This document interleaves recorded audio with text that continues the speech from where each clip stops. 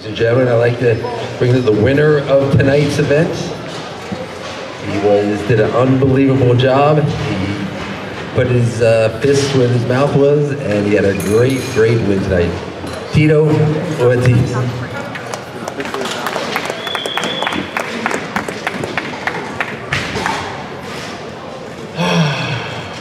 You guys don't even know. All the pressure, everything that I've worked for. 21 years I've been in this game of mixed martial arts. I've been through the worst of the worst. I've been through the highs of the highs, like no other.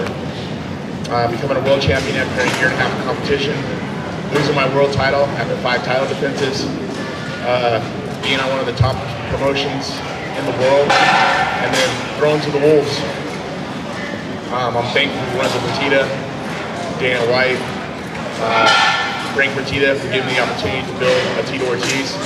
But I really got to thank my fans having my back for all these years, of 21 years. Because now I can look at it and I can be thankful for Oscar De La Hoya and Gold Boy Promotion for starting something new.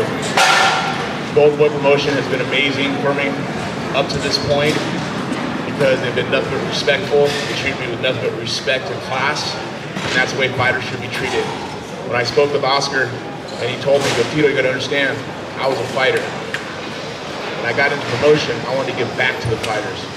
And I smiled and I was like, I've been trying to do the same damn thing the last 20 years. Well, I've had the biggest stage in the world to get that opportunity to do. The last week we did so much promotion. Everywhere in Los Angeles we hit. I mean, from Lean to Power 106, all across the United States. Hopefully the pay-per-view did well.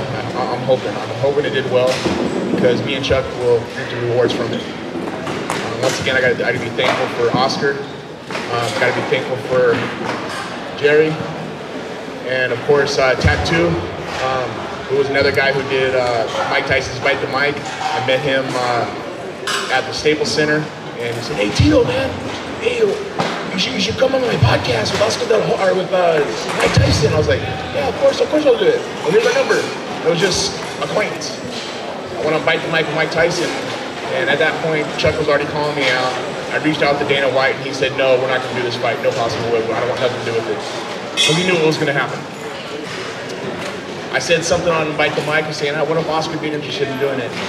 And this guy right here, like, jumping at this. Are you serious right now? Are you serious? Well, a week later, I was in a meeting with Golden Boy and Oscar. I texted Chuck, and I said, "Chuck, I think we put this fight together. You still want to do it?" The next text I got from his manager saying, "Stop texting Chuck." Well, I guess we got the fight together. The next week, he was in a meeting with Oscar, and we signed it. My camp started. That was 19 weeks ago. I put in everything I need to do for this fight.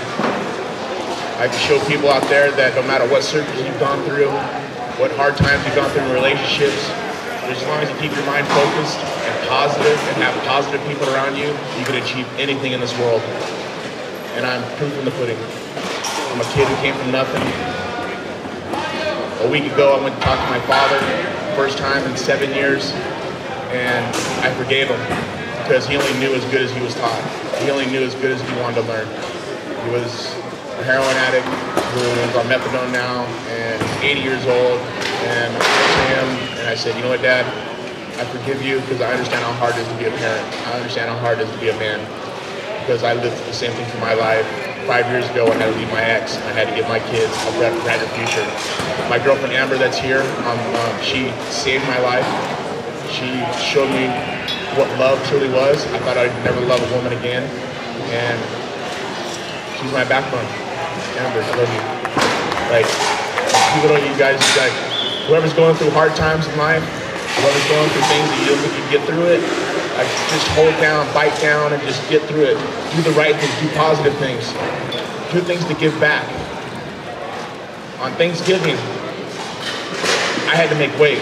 First time in 21 years I couldn't have a Thanksgiving dinner with my family. I usually have Thanksgiving dinner at my house.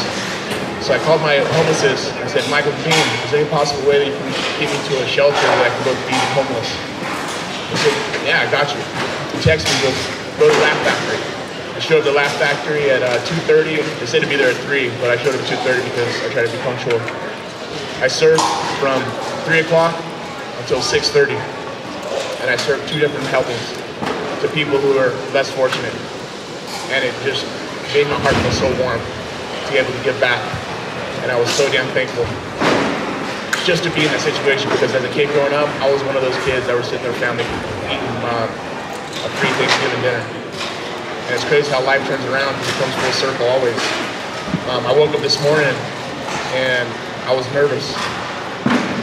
I was not sure of what was going to happen. I know how dangerous Chuck is. I know how dangerous his punches are.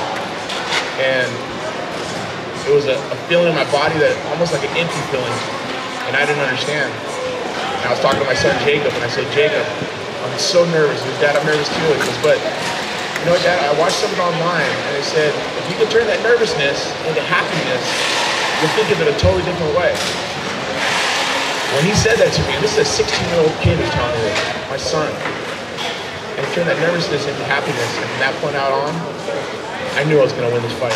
Yes, the hard work put over 18 weeks, but to have the support and everything that just turned around.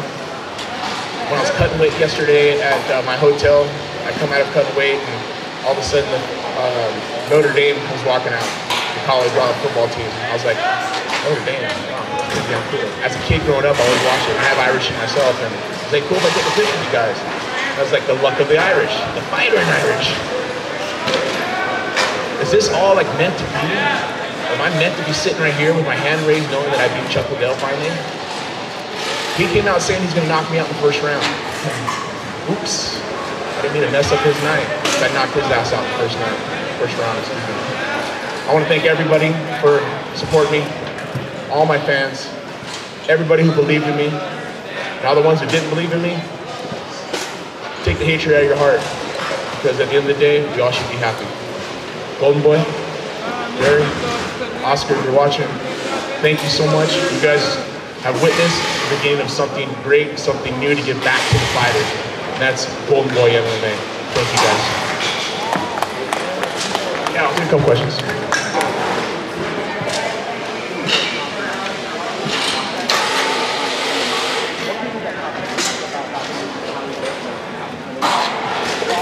I think the comments came down to my sparring partners. You know, Herdine, Moses, Jay fought tonight, also Jay Silva fought tonight. These guys are younger, you know. Yeah, Jay's in his 30s, late their 30s, but the other guys, they're still not even 30 yet. They're fast, and I mean, we're sparring. I think I sparred 16 times for this camp, twice a week, and we're doing three 5-minute rounds. Their speed is just like ridiculously fast. Chuck was punching at me, I was like, he was like in slow-mo, I was like, slip, slip, slip. I was like, come on. And then I think about 2.5 minutes into it, he threw a jab and like caught me, and it was so slow, I was like, I can't believe I just got touched right now. I was like, this guy. Then I hit him back, and I was like, I hit him again, and I went to go through a right hand, and he fell, and I thought I hit him, but I didn't. I guess it was just a slip. And then I came up, and I hit him with a left hook, and I saw his eyes kind of go, I was like, oh, I heard him, I think. I just kept the pressure, kept the pressure. I wasn't gonna wrestle. This fight was never about wrestling. I faked him out the whole time, telling him I'm gonna take him down. And it was funny because in the press conference when I said that I'm gonna take you down, I'm gonna bash you with my elbows. And he was like, oh, he let his secret out, he let his secret out. No, I wasn't a secret. I was gonna stand up and punch him. I believe in my hands because I'm sparring with the best guys in the world right now. They're in my gym at Ruka. You know, Jason Perillo believes in me. I put my work in, and it showed tonight. You get that feeling of, is this the last one?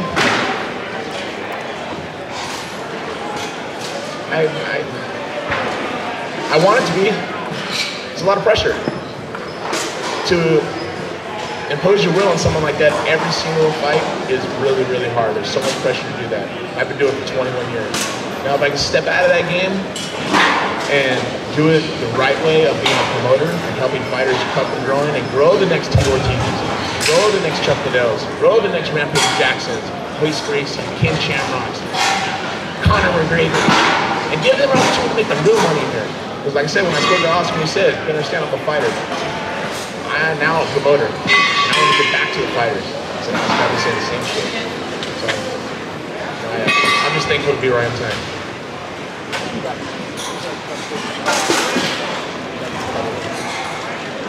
If I was his manager, no.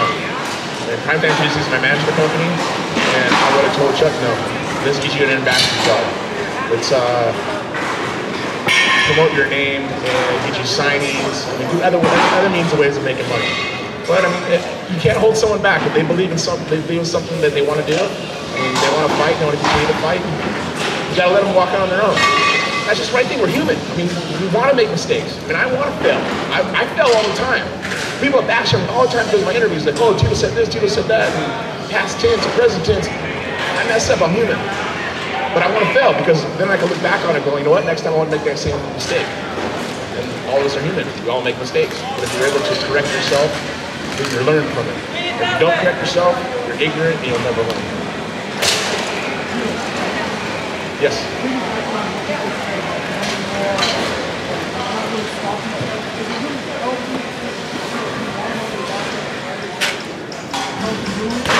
Well, I mean, if Chuck wants to fight, I mean, of course not as main event, but if he still wants to fight, let's find an opponent.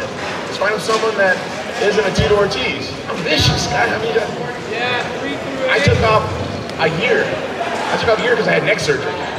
But just the way I train, the way I am, my mentality as a fighter, my mentality as a man, my mentality as just a father, I work really, really hard. You've got to understand that. That's why I'm able to perform the way I did. I mean, I don't want to take nothing away from Chuck. If he wants to compete, let him compete. I mean, maybe not as main card, maybe not as main event. No, of course not. But I mean, let's find him someone that's a tune-up fight for him, because I wasn't a tune-up fight.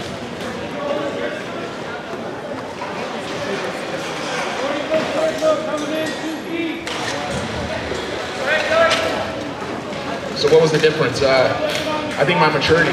I matured a lot. I matured a lot as a person. I matured a lot as a father. I matured a lot as a fighter. My confidence, of course, coming off the choke from Chael Sonnen. My life, living in a positive environment. I went through 7 years of hell trying to fix somebody, and it took me almost 7 months of physical part of therapy with my therapist to come to realize that I can't save my mom. And he said, you know what, Tito, stop trying to save your mom. Go find someone who can save you. And I did. Remember, as a fighter, you gotta have a solid home.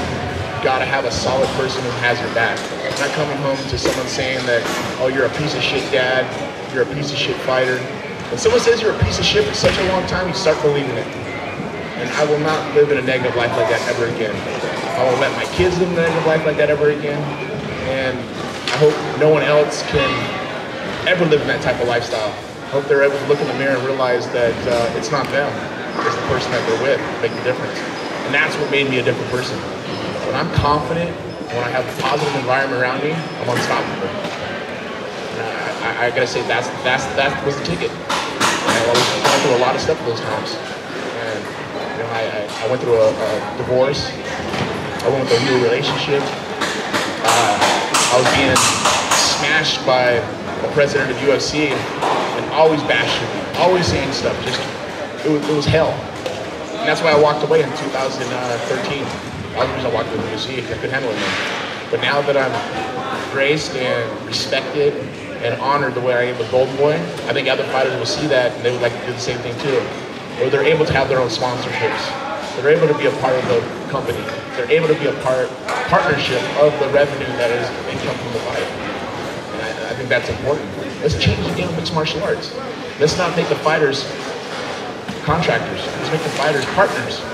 If they're able to promote and they're able to have a huge fan base, they should get a lot of the money. If they don't have any fans, they better start building those fans. They better start building their social media. That's important. Get a publicist. I got a publicist. I went out and hired a publicist for this. Of course, I really don't need it, but I'm a workhorse. I work my ass off to get where I am. I think other fighters should resemble what I've done in my career. Yes, the mistakes I've done, so correct yourself. Don't do the mistakes that I've done. I think that's important. That's why I started Primetime 360 with my partner, George Frazier, to help fighters become the next stars, hopefully.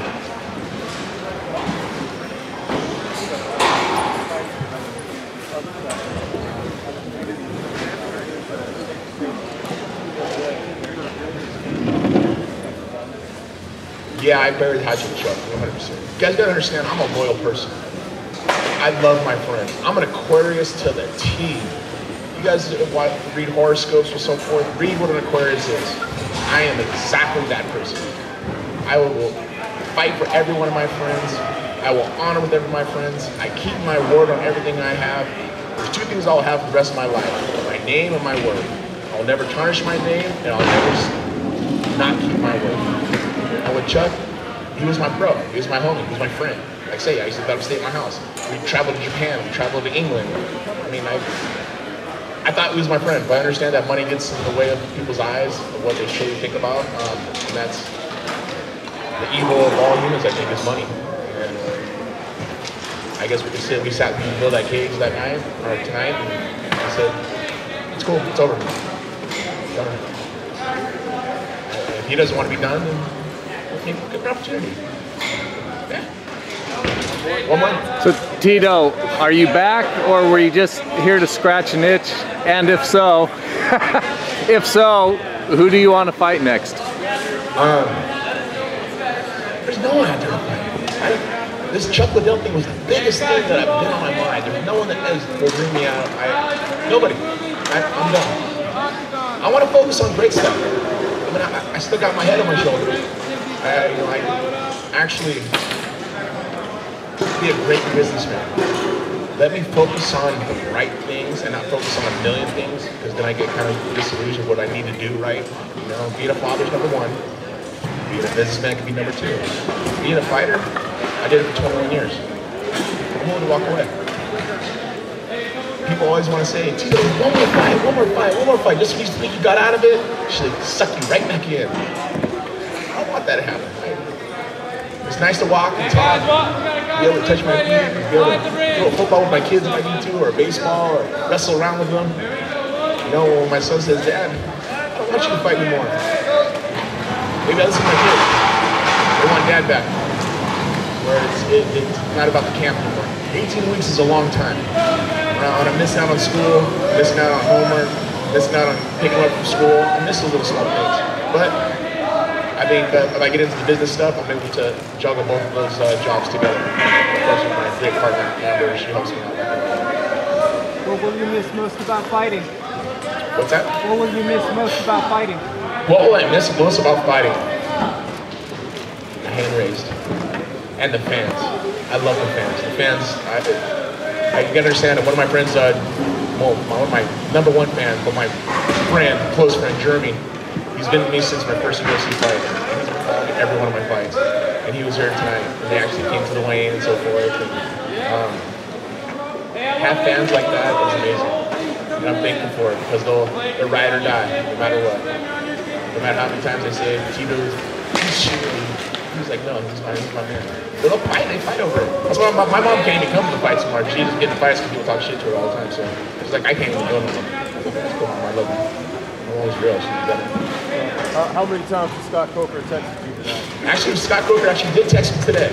He did text me. And he is watching and listening. Thank you, Scott, for the text. He said, good luck, kick some ass. SC.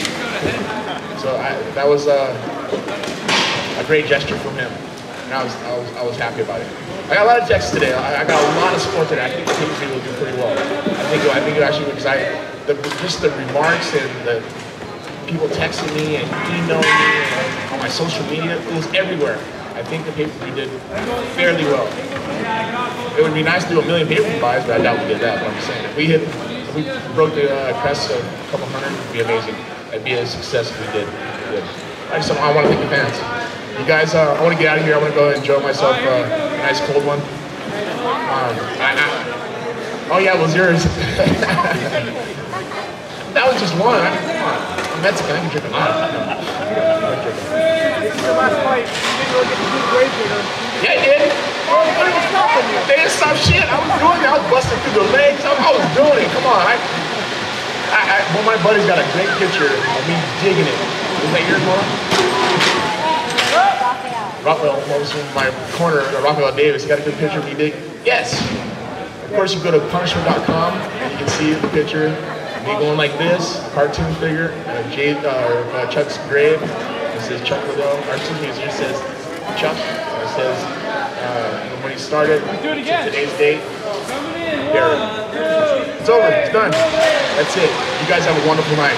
Thank you very much. I appreciate all you guys for coming here. I think all you guys for supporting this brand of Golden Boy MMA. Guys, thank you. Thank you. It's the beginning of something great, guys. Thank you. Thank you, everybody. That concludes the press conference. Thank you, everybody, for coming and attending this great fight.